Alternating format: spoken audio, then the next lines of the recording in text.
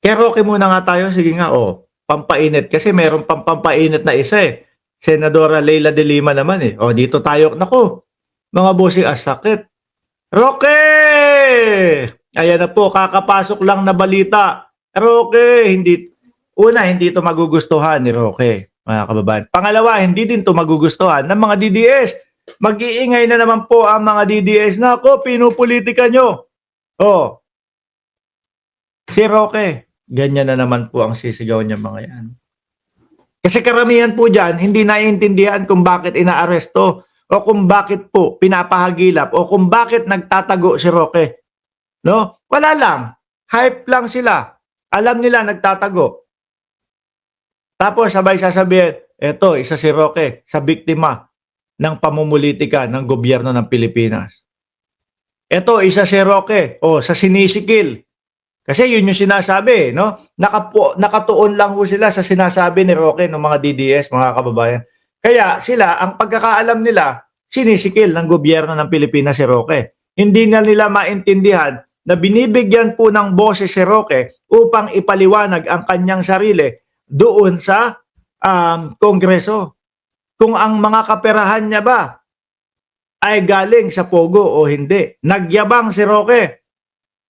Ipapakita ko po sa inyo ang ebidensya ko, yung mga dokumento, mga papel. Dadalin ko po sa susunod na hearing. Nung sumunod na hearing, nagtago na. O di po ba? Tapos, lumabas ng Pilipinas, ipinangangalandakan na sinisikil daw siya ng gobyerno ng Pilipinas. Kasi mga kababayan, Roque, meron tatlo akong puntos na nakikita kung bakit sabit si Roque sa Pogo eh. Unang-una, mga papeles, dokumento nilang dalawa ni A.R. de la Serna nakita sa loob ng Pogo. Diyan ho nag-umpisa yung usap-usapin na bakit si Roque ang napiling isama doon sa paglabas ng bansa si A.R. de la Serna. Mga kababayan, di ba? Nasa loob ng Pogo yun. Pangalawa, mga bank accounts ni Roque, mga kababayan, nakita din sa loob ng Pogo. Diyan din, tingin ko, nag-umpisa yung sinasabing, bakit kayo may joint account ni A.R. de la Serna?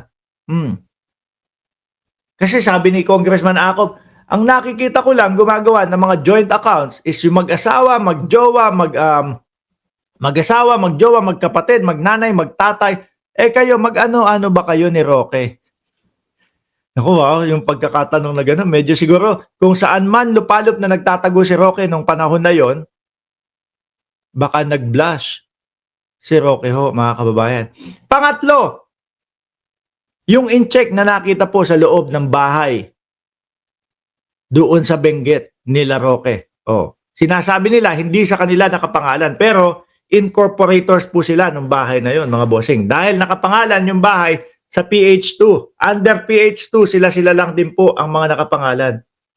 Siya at ang asawa niya. At yung iba pa. Kaya po, may connection talaga, mga bossing. At ang Pogo ngayon, di ba may mga nakikita ho, mga kababayan, na mga torture hub, na mga tao, no, magpapadala sila ng tao para magtrabaho sa Pogo, ang palalabasin nila doon sa tao habang nandoon pa lang sa kanilang bayan at nire-recruit nila, maayos ang trabaho sa Pilipinas. Pagdating sa Pilipinas, Pogo. Tapos papagawain na sila ng mga scam, yung mga ganun ho. Diyan ho sumabit si Roque, mga kababayan. Kaya po may kaso si Roque na qualified human trafficking. Nakita nyo yung pagkakasunod-sunod ho? Kaya paano sinasabi ni Roque na siya ay pinupolitika lang? Ayan, basahin natin mga kababayan Naglabas ang Angeles City Court ng arrest warrant laban kay dating presidential spokesperson Harry Roque dahil sa kinasasangkutan nitong human trafficking cases. Kaugnay ng mga operasyon ng Pogo sa Pampanga. Kawawang Roque. Wala ng Pogo, wala pang Pogi. Wanted pa. Official na po nating pwedeng sabihin mga kababayan na si Harry Roque ay wanted po, mga bossing, dahil pinapaaresto na po siya. No? Dahil batas na po ang nagpapahanap sa kanya. Ngayon, Mark, nasa ibang bansa eh. Diyan na po papasok ang makikipag-ugnayan. Ang Pilipinas sa Interpol. No? Maaari, posible, na makipag-ugnayan sila sa Interpol, mga kababayan, para kunin si Harry Roque. Kaya nga sabi ko sa inyo, yung pagpapakita ni Roque doon sa the Netherlands, no? At paghingi ng asylum ni Roque, parang pinaliit niya yung mundo. Ngayon, alam na kung saan siya hagilapin. Di po ba? Baka mamaya, syempre, si Roque nandiyan sa the Netherlands, no? Tapos, ang gobyerno ng Pilipinas nakikipag-ugnayan na sa the Netherlands. Meron pong kaso yan si Roque dito. Tapos, eto po ang explanation namin dito, ha? O ngayon, naku, eto, tapos bukas po, no? Anong araw ba ngayon? Sa araw ng 15 ng Mayo, ilalabas po ang warrant of arrest diyan. Pwede po ba paki-hold na po si Roque at wag na pong palabasin sa the Netherlands? Nag-okay ang the Netherlands.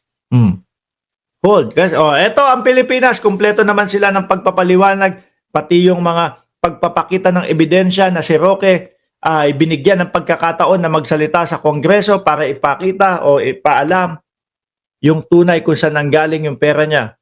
Yari.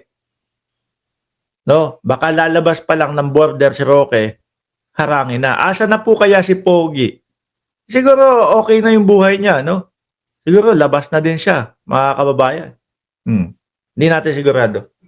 Pero wala namang balita kay Pogi. Di po ba? Ngayon po, diyan pumapasok, mga kababayan, yung naging natin, yung naging tugon natin sa hiling ng Interpol na arestuhin si dating Pangulong Duterte. Bakit to? Kasi ganito yan, mga boss, no?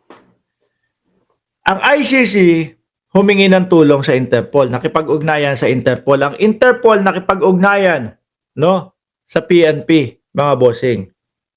At siyempre, sabi nga po ng gobyerno ng Pilipinas, ng DOJ, kapag ka ang Interpol ang nakipag-ugnayan natin sa atin, nakipag-usap sa atin, hindi natin pwedeng hindian niyang mga yan. Sa kadahilanan na pag tayo ang humihingi ng tulong sa kanila, pinagbibigyan natin. At pasok tayo at kasali tayo sa Interpol. O di po ba? Ngayon, nung pakiusap ng Interpol, meron kaming kailangang arestuhin dyan sa Pilipinas, matutulungan nyo ba kami? Kung yun hindi pinagbigyan, baka etong kay Roque, nung kami nakikiusap sa inyo sa dating Pangulo, aarestuhin namin. Hindi nyo kami pinagbigyan. Tapos ngayon, hihingi kayo ng tulong sa amin para kay Roque. Di ba, Pino Dido? Ngayon, pag nakipag-ugnayan, si Roque, kompleto na kayo, ebidensya, dokumento, napapayagan ng Netherlands. Meron na, eto na. Sige, kami na ang bahala. Nakita nyo ho? Kaya yan kay Roque, naku, para ho sa akin, talagang pinaliit ni Roque yung kanyang mundo dahil doon sa pagpapakita. No? Pagpapakita niya doon sa the Netherlands na nandoon siya.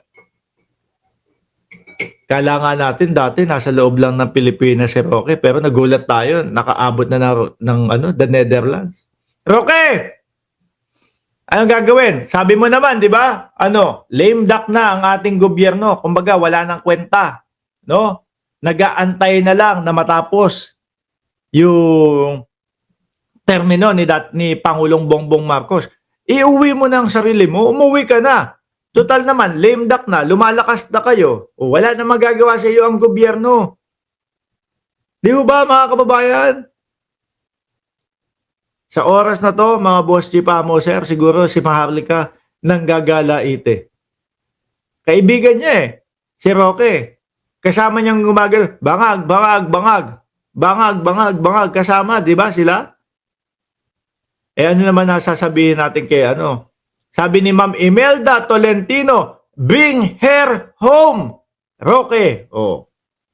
Yan po sabi po ni Ma'am Imelda Tolentino. Bring her home. Oh. Kapara kay Harry Roque. Di ba? Ma'am?